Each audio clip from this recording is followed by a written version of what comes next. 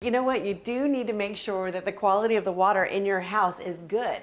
Now, we all know how hazardous lead can be, especially if you live in an older home. Now, some older homes, when they were built, when the copper piping was joined together with the solder contained lead.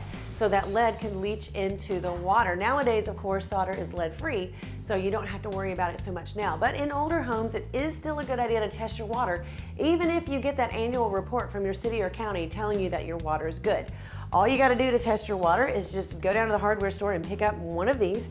It tells you everything that it tests for. Once you determine what's in your water, you can now filter that out. Now, I've got here on the floor a filtration system.